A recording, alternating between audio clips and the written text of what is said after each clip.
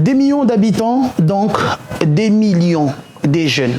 La République démocratique du Congo est un de ces pays riches, pas qu'en termes de richesse du sous-sol, mais aussi en termes de richesse humaine. La RDC, c'est une de ces nations qui a un amour pour les premières. Nous nous rappellerons que la République démocratique du Congo est la première nation en football à avoir joué, de l'Afrique noire, à avoir joué une Coupe du monde de football. La République démocratique du Congo, l'amour des premières, nous l'avons dit, c'est pareil avec les basketteurs. Et oui, aujourd'hui, nous allons nous consacrer à la balle orange, et qui plus est avec quelqu'un d'assez fourni, quelqu'un de suffisamment connu dans le milieu pour décortiquer le basketball de la République démocratique du Congo. Si l'on parle de l'amour des premières, c'est aussi parce qu'on sait qu'au tout récent championnat africain, la version masculine a gagné un titre et la RDC en était fière. C'est par contre l'unique titre chez les messieurs, alors que chez les dames, à l'époque où on parlait de Lingenga, de Michelet et autres, il y a eu des titres pour la République démocratique du Congo. Où en sommes-nous avec la version féminine? Pourquoi le basketball de la République démocratique du Congo ne décolle-t-il toujours pas? Toutes ces questions, nous allons les poser à notre interlocuteur qui est Maître Paulin Kabongo, président ad interim de la Fédération congolaise de basketball. Une chance pour nous de l'avoir. Président, bonjour. Bonjour Chris. Merci de nous accorder de votre temps. On sait que vous êtes limite pour parler un petit peu du basketball. Aujourd'hui, pour celui qui vous regarde, qui est Maître Paulin Kabongo? Bon, Maître Paulin Kabongo est d'abord avocat de profession. Voilà pourquoi on l'appelle Maître Kabongo. Il est marié. Son épouse s'appelle Odette. Et il est père de 5 enfants. Il est déjà aussi grand-père, donc vous comprenez. Et actuellement, je suis le président ad interim de la Fédération de basketball. Voilà un bref tableau, parce que je ne veux pas détaler ici toutes mes autres qualités au sein de l'Union internationale des avocats, mais je crois que la brève présentation suffit amplement pour cette émission. Autant nous dire aussi quelque chose sur comment vous êtes arrivé à la fédération, combien d'années vous êtes à la tête de la fédération pour peut-être une certaine génération. Maître Paulin Kabongo est un novice ou c'est la première que l'on découvre votre personne? En fait, c'est difficile de dire quand est-ce que je suis arrivé dans le basket. Je dois dire que j'aimais le basket depuis mon enfance.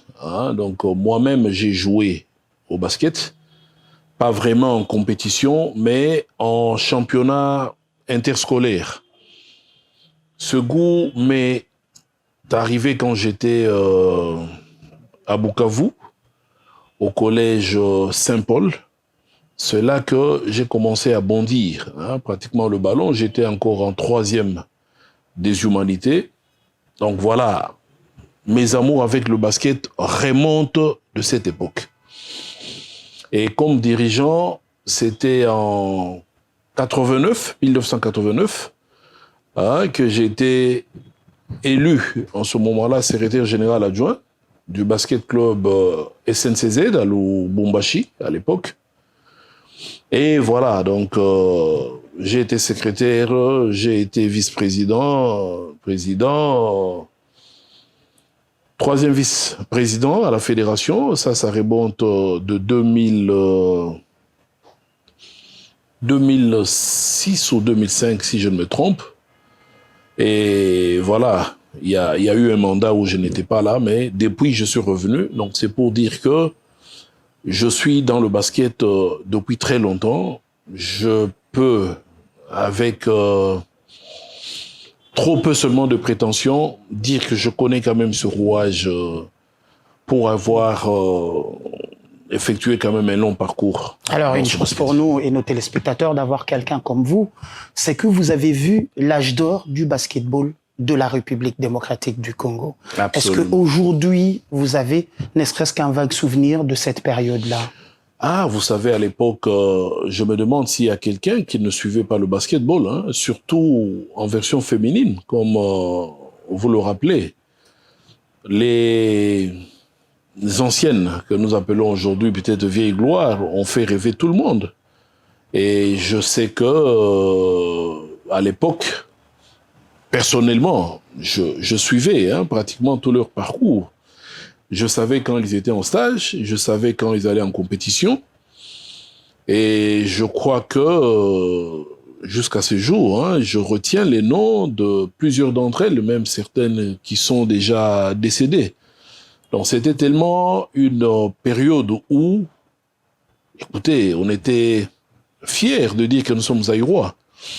Et jusqu'à ce jour, d'ailleurs, si nous sommes respectés en basketball, parce que vous parlez de la version féminine à l'époque, je crois que sur le plan africain, nous demeurons encore les numéros 2.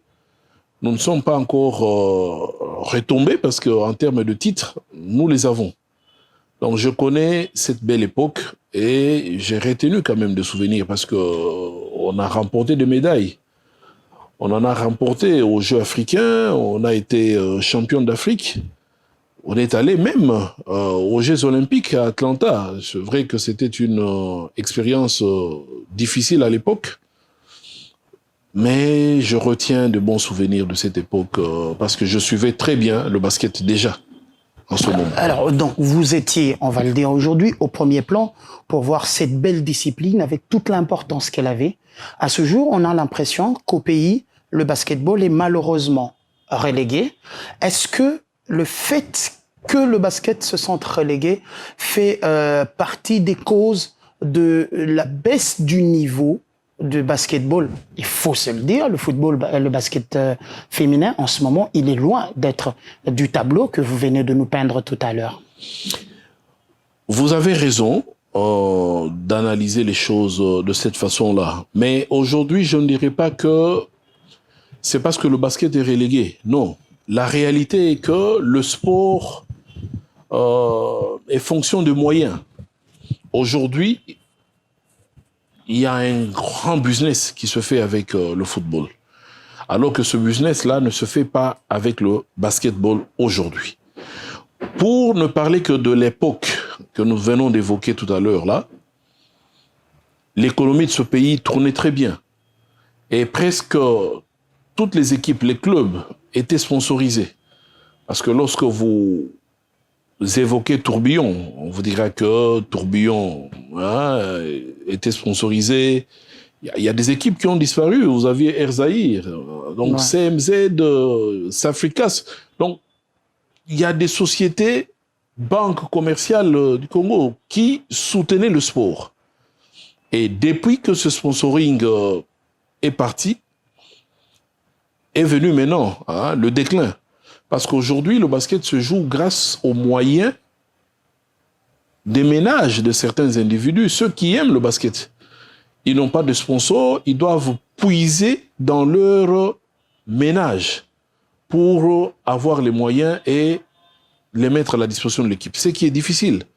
Voilà pourquoi vous ne trouverez pas aujourd'hui 3, 4 membres d'un comité sportif. Vous allez voir une fiche d'engagement totalement remplie, mais en réalité, il n'y a qu'un seul individu qui met la main à la poche.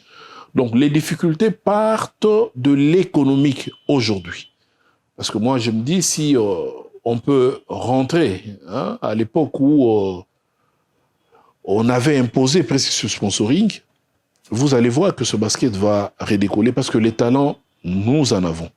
Donc, le vrai problème, ce n'est pas que la discipline est reléguée, mais ce sont les moyens qui ne sont pas mis à la disposition de la discipline. Voilà pourquoi elle évolue très difficilement. De quels moyens on va parler des infrastructures? Aujourd'hui, la République démocratique du Congo reste l'un des pays à travers le monde qui joue encore le basketball professionnel, si on peut l'appeler ainsi, à l'air libre, au gré des intempéries, alors qu'ailleurs, il y a des salles qui sont construites. Est-ce toujours l'économie qui est à la base de ce retard de construction d'un palais des sports qui reste, pas que pour le basketteur, ça aurait pris peut-être d'autres disciplines, ou encore c'est un problème simplement de volonté qui n'a pas permis à ce que la discipline puisse éclore? Au-delà de moyens, je crois qu'il y a aussi un problème de volonté. Là, vous avez totalement raison, mais il y a aussi un problème d'une vision. Quand je parle d'une vision, cela veut dire que quand on est désigné responsable ou mandataire quelque part et qu'on se fixe des objectifs, là on a une vision. Mais lorsqu'on navigue à vue, je crois qu'on n'a pas de vision et en ce moment-là c'est très compliqué. C'est décevant de constater que jusqu'à ce jour, nous n'avons pas de palais de sport. Et la conséquence est que nous ne pouvons pas, nous, organiser une phase finale d'une compétition africaine de basketball. Alors qu'il faut organiser pour maximiser les chances et prétendre au titre. Toutes ces nations qui se disputent aujourd'hui pour organiser dans leurs pays respectifs le savent très bien. Lorsque vous organisez chez vous, vous avez beaucoup d'atouts et vous avez beaucoup de chances de qualification.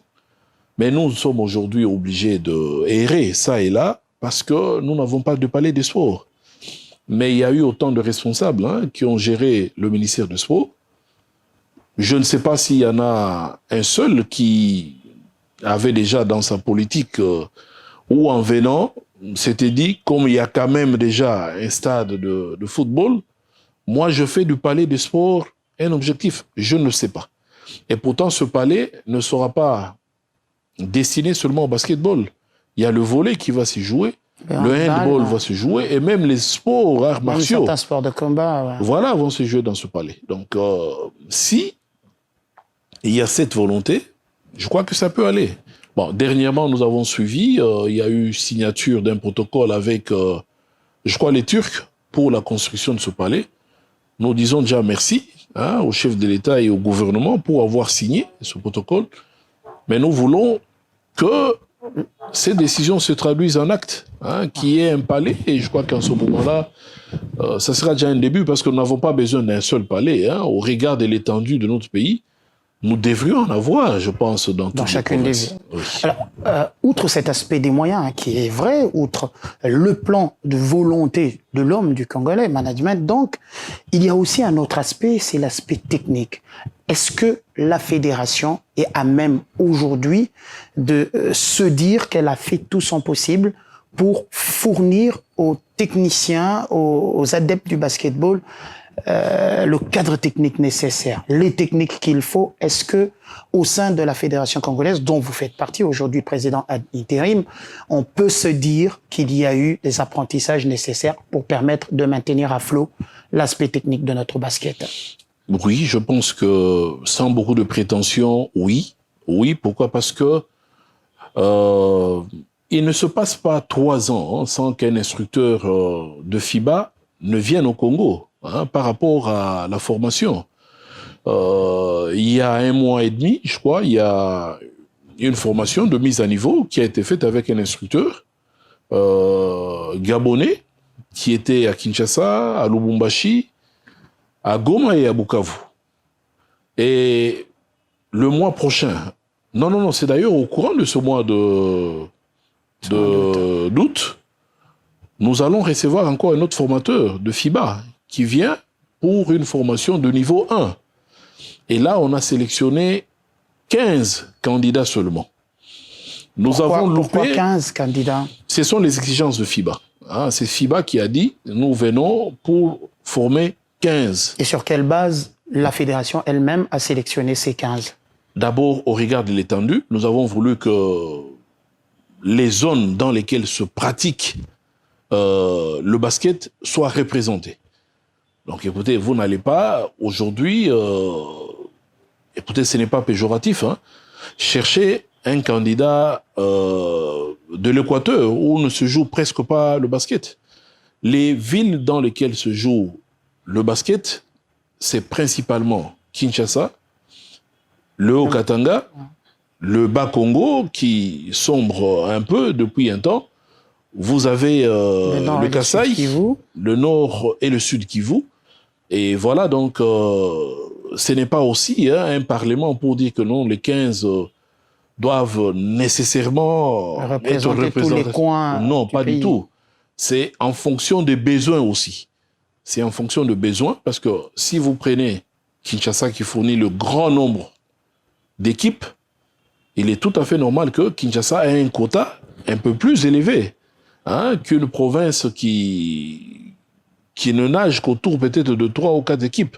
Est-ce que ce n'est pas sacrifier les endroits où le basket ne se pratique pas déjà? Vous décidez carrément de l'enterrer en ne leur donnant pas la possibilité de venir prendre part à ce séminaire? Non, c'est pourquoi je vous ai dit qu'il y a eu un stage de formation récemment avec un instructeur gabonais qui était venu pour le compte de FIBA Zone 4. Là, on n'a pas fermé. Là, c'était totalement ouvert. Mais la formation dont je parle, qui va se dérouler au mois d'août, c'est une formation FIBA et le nombre de 15 est fermé, bloqué par FIBA. Nous n'avons pas d'autorité sur FIBA pour aller au-delà de ces exigences. Non. Donc voilà pourquoi les 15 ont été sélectionnés en fonction de besoins et des objectifs aussi. Donc il y aura pour la première fois un entraîneur du Kasaï par exemple qui sera formé. Tout à l'heure, là, quand j'ai évoqué le stage animé par le Gabonais, on n'a pas parlé du Kasaï. Donc voilà, là, nous avons essayé de récupérer un coin qui n'a pas été représenté dans l'autre stage. Donc nous faisons de notre mieux pour que les techniciens disséminés dans toute la République soient formés. Mais ça, c'est avec FIBA. Mais je vais vous informer que j'avais signé un partenariat avec, au nom de la FEBACO, avec la Fédération française de basketball, qui comprend effectivement ce volet formation. Et nous allons contacter nos amis français dans un avenir proche, quand nous aurons fini les matchs des éliminatoires, pour programmer avec eux une formation, non seulement des entraîneurs, mais une formation des formateurs aussi. Hein? Et je peux vous confier que le niveau de basketball de français est de loin supérieur à celui que nous avons en Afrique. Donc si nous pouvons avoir des formateurs français, et je crois que nos techniciens bénéficieront de cette coopération et nous allons évoluer. Donc c'est vraiment un aspect qui est prioritaire pour le bureau de la fédération que je dirige. La formation, c'est vraiment un axe sur lequel nous mettons un accent particulier. Qui finance cette formation? Est-ce le gouvernement congolais, la FEBACO elle-même, ou c'est la FIBA? Non.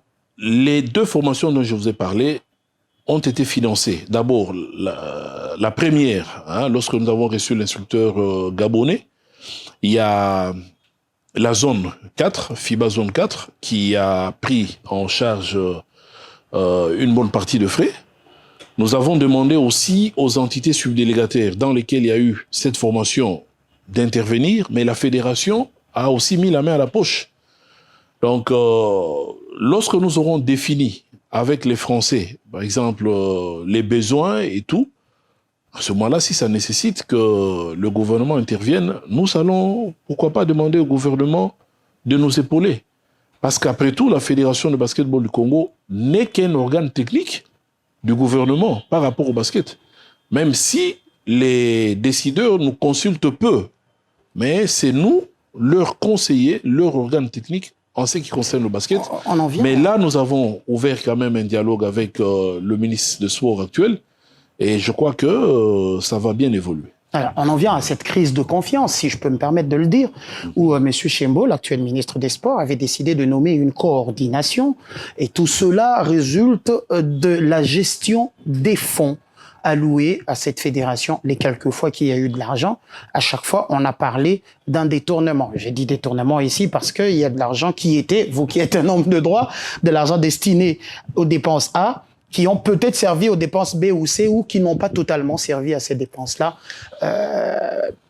Est-ce que la fédération n'est-elle pas en désaccord à cause de cette pratique, avec le ministère, je précise? Bon, vous savez, il y a des choses assez compliquées. Je crois que lorsque le ministre Serge est arrivé, c'est le tableau qu'il avait trouvé. Mais aujourd'hui, je ne pense pas que ce soit encore la même chose, parce que nous avons pris le temps de le rencontrer, de discuter avec lui, et je pense que aujourd'hui, nous sommes l'une des fédérations, je crois, sur lesquelles on peut compter. Nous avons effectué quelques sorties, et des sorties très importantes.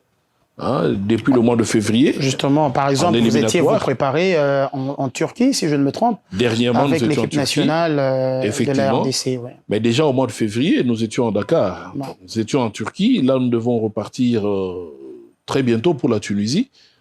Je ne pense pas que vous ayez appris qu'il y avait ceci ou cela. Mais pour votre information, lorsque nous étions partis à Dakar, nous n'avions pas un seul rond du gouvernement. Mais les joueurs ont accepté de venir. Et même les techniciens étrangers expatriés étaient avec nous. Donc c'est pour dire que nous avons instauré un climat de confiance d'abord avec les athlètes, mais aussi avec les techniciens qui viennent. Mais ce climat de confiance, nous l'établissons aussi avec notre ministère de tutelle. Ouais. Donc il y a des choses qu'on a racontées par le passé, peut-être parce que ceux-là qui devaient s'exprimer n'ont pas eu le temps, hein, peut-être de se justifier. Vous savez que c'est là aussi très facile, hein, de crier, de jeter les pierres sur les gens. Tout n'a pas été bon à l'époque, mais je peux dire aussi que tout n'a pas été mauvais non plus. Parce que si nous avons été à l'Afro-Basket à Kigali la fois passée, eh bien, écoutez, quand il eût fallu se qualifier, la fédération n'avait pas bénéficié des moyens de l'État à l'époque. Hein, la fédération y est allée par ses propres moyens. Mais par rapport à ça, on n'a jamais dit félicitations à cette fédération. Bon, il y a eu des choses, nous ne les justifions pas, mais aujourd'hui, nous sommes sur le bon voie. Alors, est-ce que ce n'est pas assez criant, la démission d'un des membres de la FEBACO, qui, dans ses propos, a aussi fustigé la gestion de ces fonds entre les correspondants officiels de la Fédération congolaise de basketball à l'époque. Je cite Bart Kalembo, qui d'ailleurs était repris dans la coordination qui devrait gérer un petit peu le basketball à cette période-là. Vous savez, moi, je suis suffisamment responsable que je n'aime pas dire des choses que je ne maîtrise pas. Je ne sais pas si le membre qui avait démissionné a fait des déclarations pour dire qu'il avait démissionné pour des raisons de gestion. Ça, je ne le sais pas.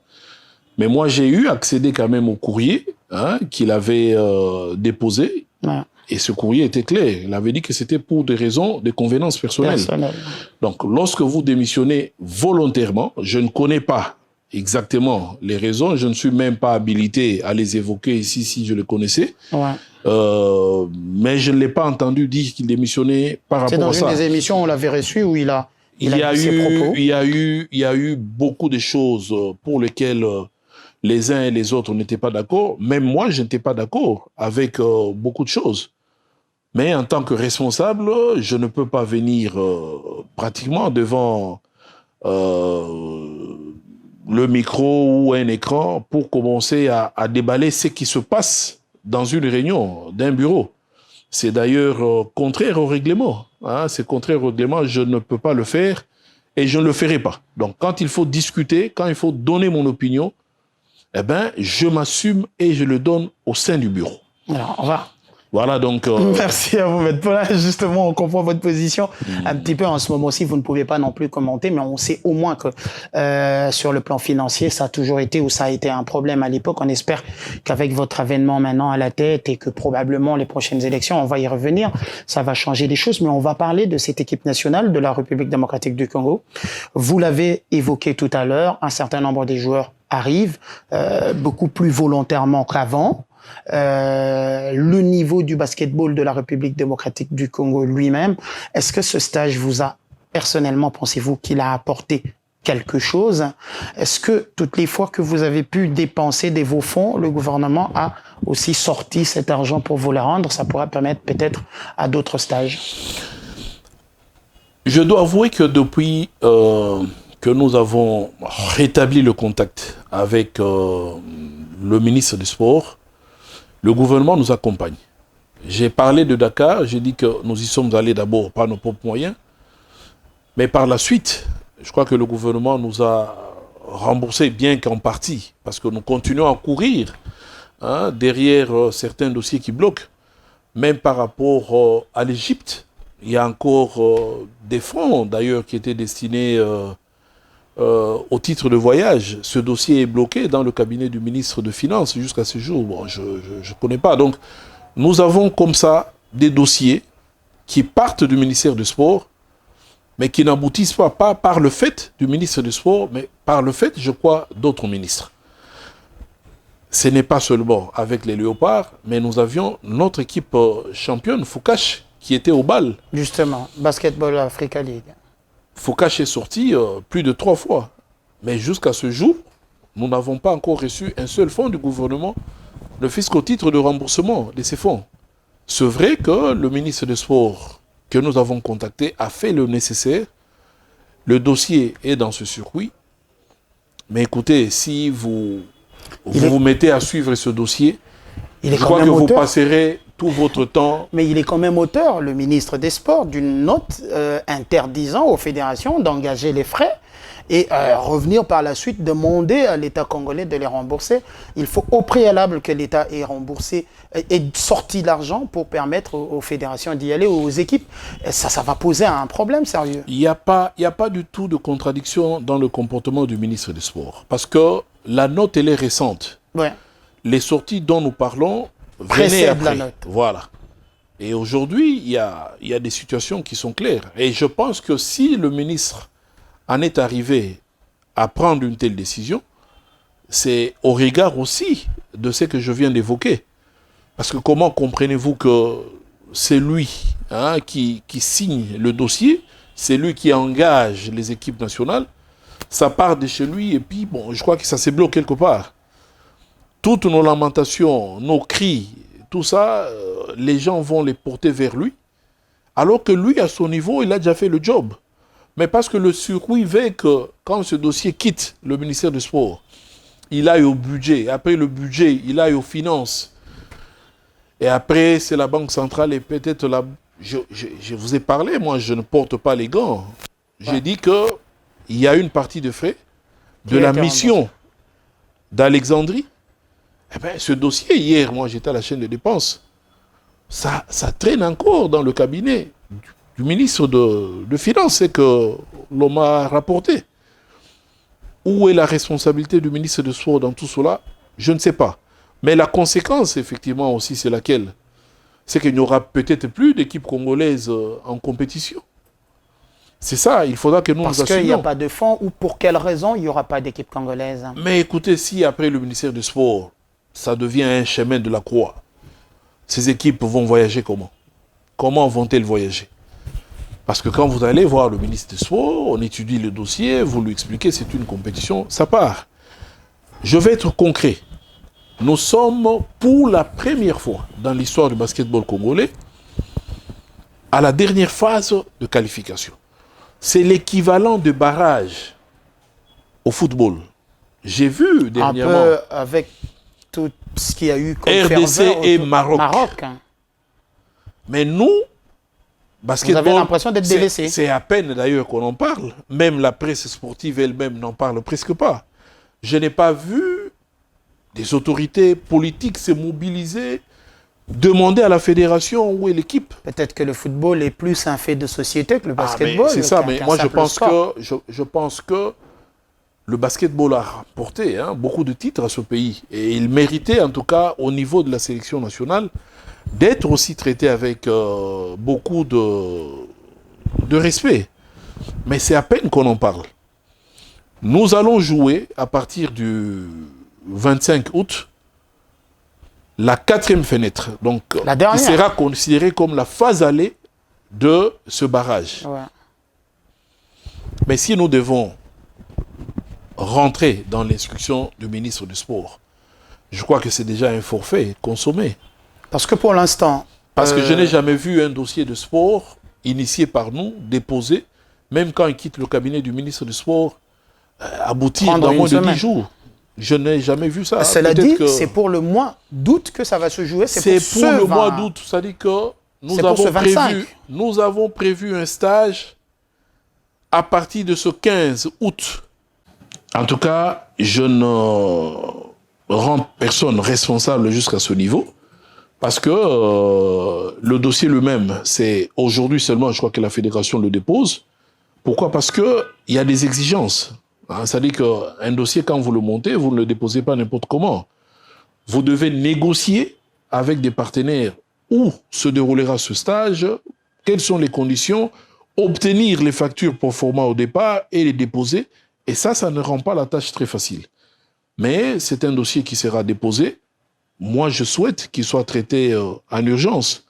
Mais s'il n'est pas traité en urgence, et si nous devons appliquer à la lettre l'instruction du ministre du Sport, donc voilà. On n'a qu'à arrêter tout carrément. La République démocratique du Congo, qui pour sa première fois se sera qualifiée pour les barrages au basketball, et coopérera d'un forfait, tout simplement. Avec une possibilité, avec ces barrages, d'aller finalement jouer... Effectivement, parce que nous avons une très bonne génération. Justement, si pour la première fois nous sommes arrivés à ce stade, et nous avons confiance en nos athlètes et nous pensons que ce sont des gars capables de nous qualifier pour la Coupe du Monde. La RDC, c'est des grands noms. La RDC, c'est des joueurs aussi en NBA.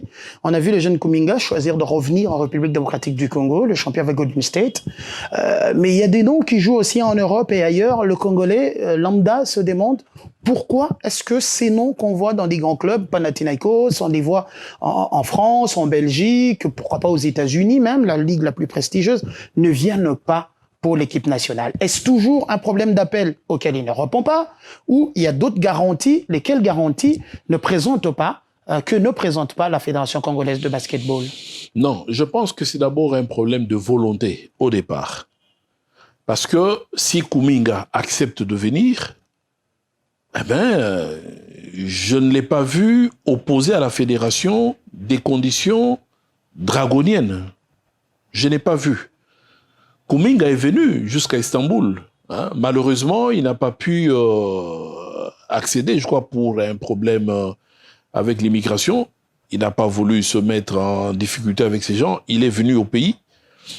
C'est un monsieur qui a promis d'être avec nous. Et nous sommes inquiets parce que voilà, pour la prochaine fenêtre. Et nous sommes encore en train de nous lamenter autour de moyens. Est-ce que nous les aurons? Nous ne les aurons pas. C'est devant ces genres de difficultés, effectivement, que des joueurs responsables qui évoluent au très haut niveau nous lâchent. Parce qu'ils vont vous dire, mais président, je veux venir. Déjà, ils ne viennent pas pour l'argent. Ils ne viennent pas pour l'argent. Parce que nous, quand nous payons les frais d'émission... C'est un peu dérisoire, vous allez me passer le terme, c'est 600, c'est 500 $, contrairement aux 10 000... 800 $ de frais d'émission. Nous devons faire des acrobaties peut-être pour trouver des aménagements, atteindre peut-être 1 000 $ ou ceci ou cela. Donc, ce sont des gars qui ne viennent pas pour l'argent. Ils viennent parce qu'ils veulent venir. Mais nous devons déjà avoir le minimum. Alors, ceux qui ne sont pas venus, ils ont des raisons pour lesquelles ils ne viennent pas. Mais il y a des gars qui étaient venus. Bon, et puis à la dernière minute, ils ont dit non, je ne joue pas. Mais pour le moment, il y a de l'intérêt. Il y a vraiment de l'intérêt parce que même quand nous étions à Alexandrie, il y a des joueurs qui ont écrit à la fédération pour dire nous voulons venir. Mais il faut aussi dire que nous sommes en train de monter aussi d'un cran dans la façon de manager. Parce qu'avant, il faut avouer qu'il y avait aussi un problème de prise de contact. Mais maintenant, nous avons évolué parce que de temps en temps, nous avons notre vice-président Joe Lolonga qui peut se déplacer pour aller rencontrer tel joueur. Mais nous avons aussi le manager. Moyens. Là, c'est la fédération qui les met, l'État, ou oui, mais là, c'est par ses propres moyens? Voilà, c'est par nos propres moyens. Donc, nous avons le manager Lo Yele qui fait aussi ce boulot. Oui, ancien de Lupopo. Écoutez, nous trouvons des arrangements pour que ils préfinancent peut-être leur déplacement et nous, quand nous avons un peu de moyens, nous savons les rembourser. Mais nous évoluons parce que de ces contacts, nous avons effectivement en retour pu utiliser certains joueurs qui ne venaient pas ici avant. Donc nous sommes dans une très bonne voie et quand Kuminga annonce son arrivée, ça ne peut que nous faire énormément plaisir. Parce que nous nous disons, après Kuminga, il y en aura d'autres qui vont venir. Nous travaillons pour ça et nous espérons que nos meilleurs pourront venir. Mais rassurez-vous aussi, tous ces jeunes gens qui ont des noms congolais, qui évoluent ça et là, il y en a qui n'ont plus la nationalité congolaise. Parce que FIBA a des règles très compliquées. On vous demande assez souvent, produisait le passeport de l'athlète quand il avait moins de 16 ans. Mais nous allons, pour des jeunes gens qui sont nés en Europe, écoutez, souvent les parents attendent qu'ils atteignent la majorité pour lever l'option. Il veut devenir Congolais ou il veut avoir la nationalité qu'il a. Voilà pourquoi on ne sait pas tous les avoir. Alors, il y a une belle dynamique aujourd'hui avec l'équipe nationale, c'est une bonne chose. Par contre, c'est statique au niveau national de la République démocratique du Congo. On parle là de la Coupe du Congo. De plus en plus, les années passent, de moins en moins. On a du niveau et de plus en plus, le basket n'intéresse pas. Aujourd'hui, la Coupe du Congo va finalement, après 2, 3, voire 4 éditions, se déplacer, rentrer à Lubumbashi, où vers une certaine année, il y a eu une belle Coupe du Congo en 2008, si je ne me trompe. Sous quel signe la fédération place-t-elle cette Coupe du Congo de l'édition 2022, mais surtout pourquoi le choix du Haut-Katanga? Je préfère parler d'abord du niveau. Je ne suis pas d'avis que notre niveau a tellement baissé. Non, pas du tout. Parce que vous avez peut-être suivi l'appréciation de Foucache qui était au BAL. Le BAL, c'est le haut niveau du basket africain, au niveau de club champion. Que Foucache ait franchi d'abord la première phase éliminatoire qui s'était jouée au Cameroun pour se retrouver à la phase finale, cela veut dire que notre niveau n'est pas aussi bas ou aussi médiocre. Il y a ceux qui ont suivi cette compétition et qui vous diront que Foucache a livré des matchs, c'est vrai, on en a peut-être perdu, mais des matchs très héroïques. Et Foucache n'avait pas démérité. Et Foucache a même remporté une victoire à cette phase. Donc notre niveau n'est pas si bas, sinon Foucache ne serait pas arrivé à ce niveau. Je pense que on n'a pas un très haut niveau, parce que déjà au niveau de club, on n'a pas tout ce qu'il faut pour s'entraîner correctement. C'est à peine que vous allez retrouver un club qui a 10 ballons. Or, il faut avoir suffisamment de ballons, il faut avoir de baskets, il faut avoir de moyens pour payer le transport de ces jeunes gens qui viennent aux entraînements et repartent. Ça, c'est une difficulté. Mais le niveau n'est pas aussi bas. Sinon, même nous, au niveau international, nous évoluons, nous ne serons pas là. Alors, pour parler de la Coupe du Congo, pourquoi le choix? Vous avez parlé d'un problème d'infrastructure. Nous avons joué les 2 dernières éditions de la Coupe du Congo ici à Kinshasa, mais dans des situations et des conditions très difficiles. Parce qu'il n'y avait pratiquement pas de terrain. Depuis qu'on a amorcé les travaux au niveau du stade de Martyr, où on avait un terrain de basketball, eh ben, il n'y a plus un terrain fiable à Kinshasa. Les 2 dernières éditions se sont jouées sur des terrains qui n'en étaient vraiment pas un. Qu'est-ce qui s'est passé? Nous avons été informés qu'il y avait un bourgmestre à Chitourou. C'est le bourgmestre de la commune de Chitourou à Likasi, qui, avec une partie de sa redevance minière, a pensé à construire un stadium de basket. Écoutez, ça c'est extraordinaire, parce que ce bourgmestre pouvait affecter cet argent à autre chose. Déjà que lui-même, je ne pense pas qu'il soit ancien basketteur, mais qu'il ait pensé à doter la jeunesse d'un petit stadium de basketball, c'était un acte qu'il fallait encourager. Mais ce n'est pas une première, parce que en 1998, c'était à Lubumbashi, il y a un autre monsieur au quartier Bel Air qui avait construit aussi un stadium, et la fédération l'avait honoré, parce qu'à l'époque, on a joué la Coupe du Congo dans ce stadium. Donc là, nous l'avons déplacé, elle va se jouer à Likasi, pour encourager toutes les personnes qui investissent dans les infrastructures. Et nous étions très contents de constater que le gouverneur du Haut-Katanga soutient cette initiative, parce que c'est le premier stadium au Congo qui a des sièges au pourtour. Il n'est pas grand, mais il y a des sièges. Et ces sièges, nous avons appris, ce sont des sièges qui ont été livrés par le gouverneur. Donc c'est quelque chose à encourager, c'est une entreprise à encourager, et la fédération a décidé de faire jouer la Coupe du Congo uniquement pour soutenir cette initiative Et nous l'espérons, elle va pousser d'autres autorités et pourquoi pas d'autres personnalités aussi à investir dans les infrastructures. Les clubs n'ont pas posé de problème de finances. En général, la Coupe du Congo est toujours et très souvent butée à ce problème de finances, que ce soit les sociétaires qui vont y prendre part, que ce soit à la fin de la compétition où la fédération ne donne presque rien, si pas rien, aux vainqueurs. Mais comment voulez-vous que la fédération donne quelque chose aux vainqueurs si la fédération elle-même ne dépend que du gouvernement? Je vous ai dit que la fédération est un organe technique du gouvernement. C'est vrai que nous sommes des ASBL, mais aujourd'hui, avons-nous des sponsors capables de soutenir le basket comme le faisait à l'époque BAT par exemple? Je ne le pense pas. Nous sommes en train de nous battre avec la Robank qui nous accompagne. Mais nous espérons peut-être que nous aurons d'autres partenaires qui nous aideront. Si nous avons de moyens, eh bien, écoutez, le champion sera aussi récompensé. Mais si nous n'en avons déjà pas, cela n'est pas une raison pour que la Coupe du Congo ne se joue pas. La Coupe du Congo, c'est la grande compétition qu'organise la Fédération de basketball. Elle doit se jouer parce que son champion est appelé à représenter la République démocratique du Congo dans des compétitions internationales. Alors, le problème de moyens avec les clubs, le problème de moyens se posera toujours. Mais il y a une disposition ici chez nous, parce que l'État est conscient que ces clubs ne sont pas sponsorisés.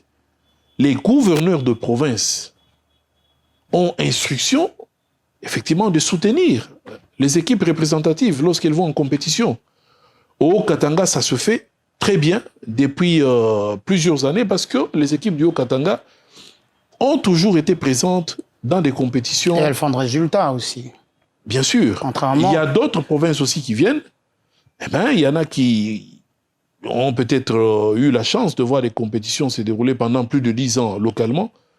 Mais elles vont aussi se déplacer. Donc, toutes les fois qu'il y a eu une Coupe du Congo à Lubumbashi, il y a au moins eu une seule équipe de Kinshasa qui soit venue. Donc, elles vont se battre, elles vont venir. Et le gouverneur de la ville de Kinshasa, qui est aussi un sportif, ne va pas aussi faire exception. Moi, je crois qu'il va mettre la main à la poche pour permettre à ce que les équipes de la capitale se retrouvent au Haut-Katanga. Et il en sera de même avec les autres gouverneurs. Nous étions très contents de constater que le gouverneur militaire du Nord Kivu avait fait voyager les équipes représentatives du Nord Kivu la dernière fois ici. Ouais.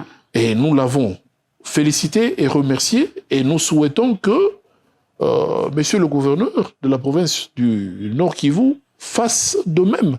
Voilà une autorité qui a compris que le sport, il est important, il faut donner à la jeunesse. C'est pourtant une province qui est sous l'état de siège. Les élections, parlons-en. Aujourd'hui, vous êtes candidat, vous êtes président ad interim. Bientôt les élections. Quand est-ce que la fédération compte-t-elle organiser les élections à la tête du bureau exécutif? Il y aura élection. Je crois qu'il y a un mandat et le mandat court de telle période à telle période. Hein? Je crois que la dernière fois qu'il y a eu les élections ici, c'était au mois de novembre. Donc tout devra être fait pour que au mois de novembre prochain, il y ait des élections. Personnellement, je ne voudrais pas... en tout cas, ce n'est pas une priorité dans les médias parce que le mois de novembre, il est lointain. C'est il y a encore 2 ou 3 mois. Il y a 3 mois, oui. Donc aujourd'hui, la priorité, c'est qualifier la sélection nationale à la Coupe du Monde, organiser la Coupe du Congo, tenir l'Assemblée générale ordinaire et après, convoquer l'Assemblée générale extraordinaire élective. Pour la convoquer, ce n'est pas compliqué. Il suffit de lancer un communiqué et dire, voilà, dans les 30 jours, elle se tient, elle va se tenir. Mais il faut aussi réunir les moyens pour une participation de qualité et surtout veiller à ce que ce soit une bonne Assemblée générale. Parce que, rassurez-vous, mon cher Chris, le bureau actuel ne va pas tolérer que les actes de vandalisme qui ont été posés lors de la dernière Assemblée générale ne se répètent. Parce qu'on a vu certaines personnes venir parce qu'elles n'est pas contentes du résultat. Eh bien, on a tout saccagé, on a dispersé les gens. Et lorsque l'Assemblée devait se tenir le jour suivant, on est arrivé, on a encore fait la même chose. En tout cas, à cela, je dis que cette fois-ci, ça ne se passera pas ainsi. Est-ce que vous comptez vous représenter comme candidat président? Confirmer le poste que vous occupez aujourd'hui comme intérimaire? Oh, écoutez, comme je l'ai dit tout à l'heure, là, c'est encore prématuré pour moi. Donc, moi, le plus important dans l'immédiat, c'est la qualification de la Coupe du Congo. En fait, la qualification de l'équipe nationale et l'organisation de la Coupe du Congo. À l'issue de la Coupe du Congo, posez-moi la question et je vous donnerai la réponse. Quel profil, selon vous, va-t-il falloir pour les candidats qui veulent venir à cette fédération? Il y a peut-être certains membres qui veulent partir, d'autres qui voudront entrer. Quel profil des candidats devrait venir pour appuyer, épauler la FEBACO? Je pense qu'il faut d'abord être passionné d'abord de la discipline. L'aimer et accepter de la soutenir en dépit de toutes les difficultés que nous rencontrons aujourd'hui. Ça, pour moi, sont là les premières conditions. Parce que qu'est-ce que nous avons vu? Il y a des personnes qui viennent dans des fédérations sportives uniquement pour se servir d'elles comme tremplin, parce qu'il est candidat député national, il est candidat sénateur, alors il cherche par où entrer. Et une fois installés, ce sont des individus ou des messieurs qui vont assister à une ou deux réunions et disparaissent.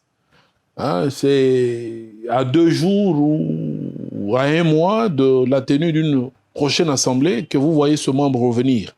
Donc, là, ce sont des messieurs, des membres ou des candidats qui n'aiment pas la discipline.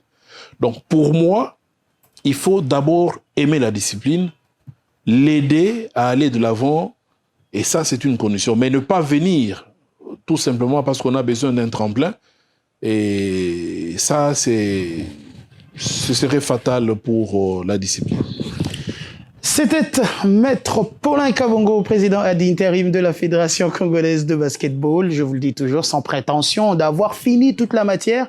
Nous sommes obligés, butés par le temps, non seulement pour laisser notre invité partir, mais aussi par le programme qui nous coince par le temps, d'arrêter par là. Maître, sinon, nous vous disons merci d'avoir accepté de nous donner de votre temps alors qu'il est quand même serré.